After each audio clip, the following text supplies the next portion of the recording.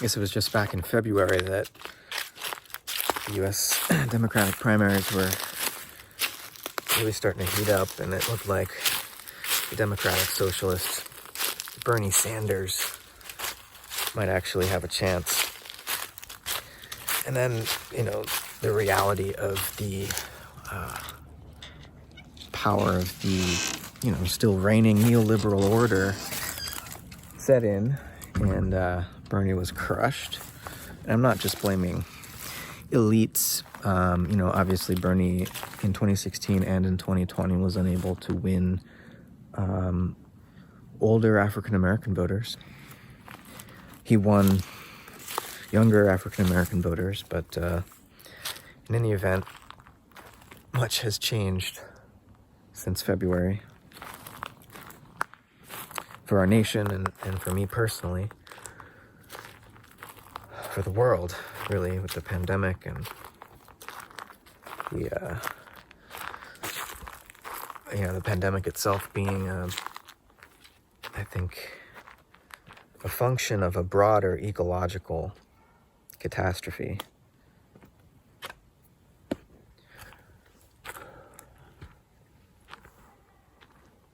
And so here we are now in mid-September, late September.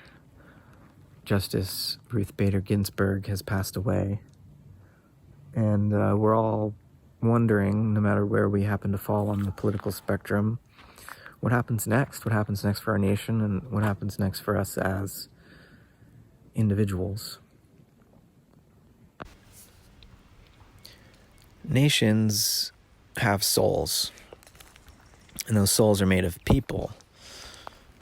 They're folk souls. And when it comes to the soul of America, maybe we are a soul, a national soul, a folk soul that is made of freedom and justice-loving individuals. I think that's a fair enough, short, simple depiction of, the values that shape the American soul. Maybe you disagree. We could talk about that. But nations are souls, and their souls are made of people. And those people, those individuals are, I would say they might be born souls, but they're born really soul seeds. And through the process of life, a soul is made. So souls aren't beings that we're born with, ready-made. Souls are processes. They become. And souls always become in relationship to other souls. So each individual depends on other individuals in order to become an individual. So our individuality and our sociality, or our community, our sense of embeddedness in community, these are co-constitutive. And America, as a nation of individuals, has always had a difficult time with the social side of individuality. We've emphasized freedom for those who are more possessed of individuality because of a system of power that affords them that individuality, that institutionalizes their power as individuals. And, America started with only white men having those institutionalized forms of power, and gradually enslaved Africans and Native Americans and women and others were, gays and lesbians were afforded some of the privileges that originally were only granted to white men. Only white men were individuals originally, right? And so we had to, as a nation of souls, we had to together make our society more just and to expand individual freedom to more people who didn't count as individuals when the Constitution was originally framed. And here we are now, facing an ongoing constitutional crisis, increasingly polarized populace. The two major political parties, I prefer to call them the corporate duopoly, they're not identical. One is a little bit more sane than the other, but both are representative of capitalist interests, not popular interests, not the interest of the actual people. Capital has totally taken over the governing process in the United States and in most of the world, and that's been the case for a while, at least since the Soviet Union collapsed. But even before that, global capitalism was rather extensive in its grip over the world economy. And so our government is not functioning in the way it was intended. And as I already mentioned, the way it was intended to function originally also wasn't fully functional, in the sense that it protected the freedom and assured justice for truly all people. It was a very small minority of people originally who were afforded those rights. We've expanded that. We need to continue to do that, and it maybe is inevitable, it was always inevitable, that there would be a constitutional crisis. The document itself is supposed to be amendable, supposed to be something that we as a people who created this government to serve us, we can amend this document that we use to structure its processes, because clearly the organs of government have become overrun by a cancer, and it's the cancer of hypocrisy. It's the cancer of a complete and utter lack of principle. And the only principle in the U.S. Congress and most of the White House is profit. How can I get some for me and mine, my people? Not how can I serve all the people of this country, but how can I get something for me? All these politicians just, they want money. Money's ruling everything.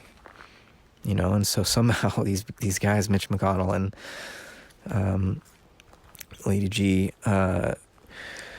Lindsey Graham, I don't mean to make fun of him. I mean, he should just, I wish we had a society where he could be open about who he is. But, Graham and McConnell are, they don't even seem to care that everyone knows that they're hypocrites and liars, and that they say whatever it takes in the moment to get what they want.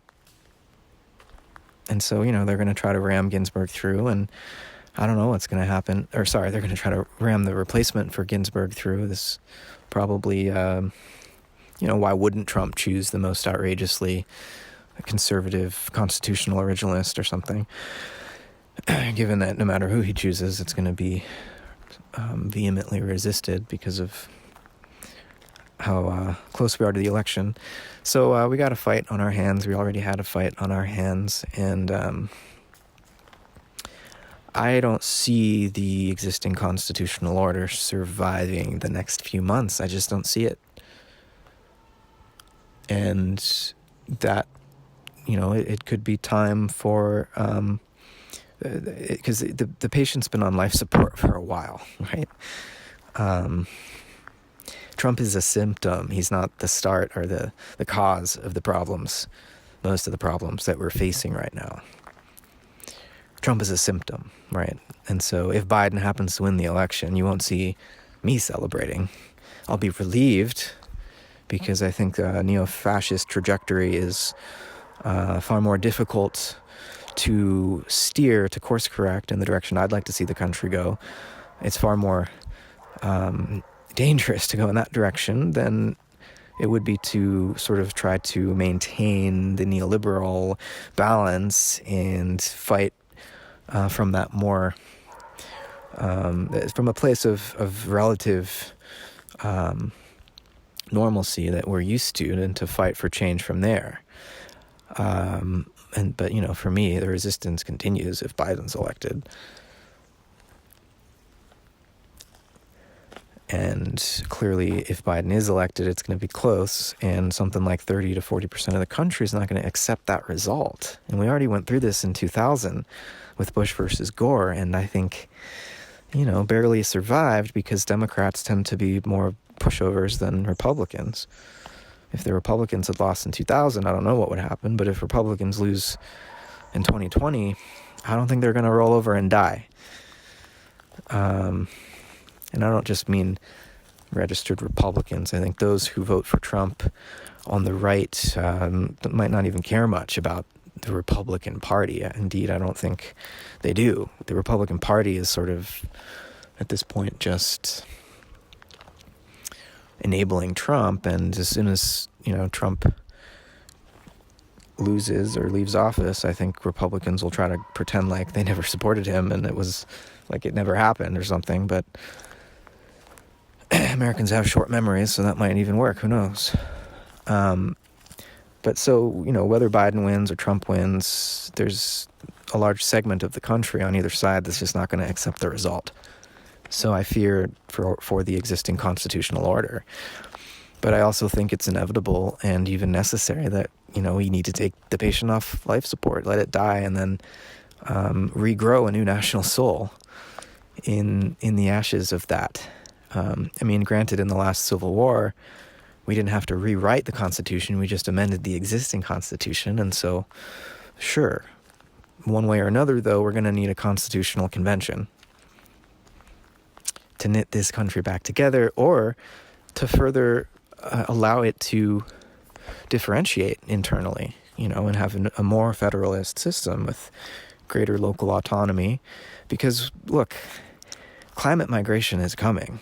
This country is going to see, I think the estimates are between 12 and 20 million people over the next several decades, uprooting themselves and moving to probably a more northerly geography.